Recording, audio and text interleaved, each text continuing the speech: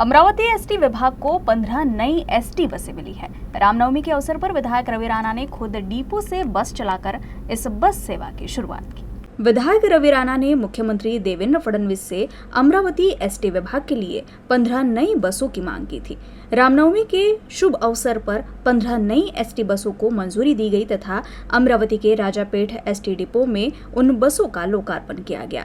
इस दौरान विधायक रवि राणा ने मुख्यमंत्री देवेंद्र फडणवीस का आभार माना। साथ ही विधायक रवि राणा ने खुद एसटी राजापेठ डिपो से बस चलाकर सभी नई बसों को यात्री सेवा के लिए उपलब्ध कराया। साथ ही रवि राणा ने एसटी बस में यात्रियों के साथ बातचीत की और बस चलाने के बाद एसटी बस में यात्रा की।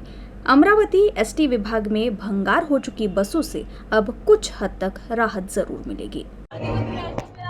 आज रामनवमीच्या शुभपर्वावर राज्याचे मुख्यमंत्री देवेंद्र फडणवीस साहेब आणि परिवहन मंत्री यांच्याकडे सातत्याने पाठपुरावा केला की श्री राम भगवंताच्या जन्मोत्सव निमित्त अमरावती शहरामध्ये अमरावती जिल्ह्यामध्ये 15 बसेस या अमरावती जिल्ह्यामध्ये नवीन लाल परी आपण उपलब्ध करून दिलेले आहे। मेलघाट भागा वसुदेवा परतवाडा अचलपूर चांदूर बाजार तिवसा बंडेरा अमरावती या सगळ्या परिसरामध्ये 15 लाल परी याचं आज खऱ्या अर्थानं जनतेच्या सेवेसाठी उद्घाटन झालेलं आहे आणि 5 लाल परी आपण या ठिकाणी राजापेठ बस स्थानकातून बंडेरा मतदारसंघासाठी इथे उपलब्ध करून दिलेले आहे।